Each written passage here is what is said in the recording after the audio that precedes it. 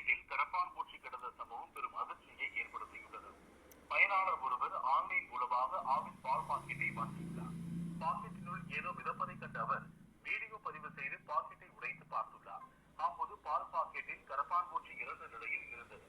தாவேகா ஆட்சியில் ஆவின் பாலுக்கு தட்டுப்பாடு நிலவி வரும் நிலையில் ஆவின் பாலில் கரப்பான் பூச்சி இருந்த சம்பவத்தால் பொதுமக்களிடையே அதிர்ச்சி ஏற்படுத்தியுள்ளது.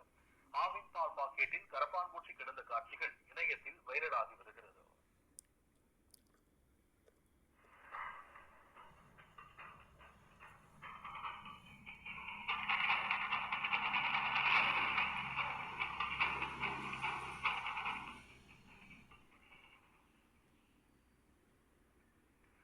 சென்னையின் பல்வேறு இடங்களில் பெய்த மிதமான மழையால் குளிர்ச்சியான சூழல் நிலவி வருகிறது.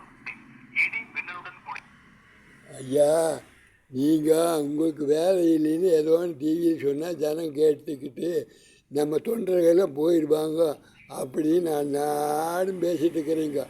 நிறைய சம்பாரிச்சு போயிட்டீங்க. என்ன சன் டிவி எல்லாம் நீங்கள் ஃபுல்லாக சம்பாரிச்சுட்டு போய் பேப்ப முட்டு சோறுன்ட்டுக்கிறீங்க. விஜயாட்டா ஓடுங்கையா பார்க்கல உங்கள் மந்திரியில் பூரா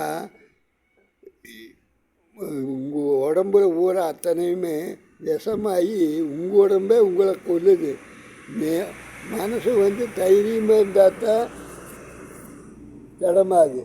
நீங்கள் ஒன்றும் சேனங்களை ஏமாற்றணும் அப்படின்ட்டு இருக்கிறீங்க. ஆனால் யூடியூப் சேனலில் கையில் ஆளுக்கு ஒரு சேனல் குழந்தையிலேருந்து பார்க்குது. நீங்கள் பண்ணுறது அட்டமாக. நீங்கள் இந்த கடுவு என்ன அந்த கடுவு மூடி பண்ண முடியாது. ஜனதா மோடியும் இங்கே வர முடியாது.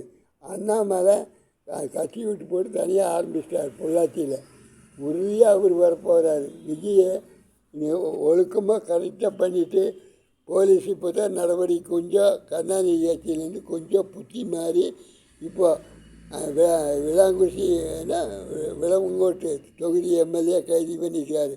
இப்போ தான் மனசார பாடுபடுறாரு போலீஸ்காரர். இது வரைக்கும் போலீஸ்காரமே தோதை எடுத்துட்டு வீட்டில் சாப்பிட்டு இல்லைன்னா மக்கள் பணத்தை சுரண்டி சாப்பிட்டு இருந்தாங்க. யார் யார் மக்கள் பணத்தை வேர்வை வடிக்க அப்படி சம்பாதிச்ச காசை வரி பணத்தை போட்டு சும்மா கொடுத்துருக்கக்கூடாது. அதில் என்ன நியாயம் இருக்குதோ அதை விஜய் செஞ்சுட்டு இருக்கிறாரு. அதை பற்றி நான் விஜய்க்கு சப்போர்ட் கொடுத்து பேச கிடையாது. குடிநீர் பணியாளர் சங்கத்துக்கு நாங்கள் எத்தனை நாள் தண்ணி விட்டு எவன் கான்ட்ராக்ட் ஒழுக்கமாக கான்ட்ராக்டருக்கு சம்பளம் கொடுத்துருக்குறா? இது வரைக்கும் கோவை மாவட்டத்தில் கொடுக்கவே கிடையாது. அதுக்கு உண்டான சாட்சி சொல்கிறேன். குடிநீர் பணியாளர் சங்கத்தில் வணக்கம் வணக்கம்.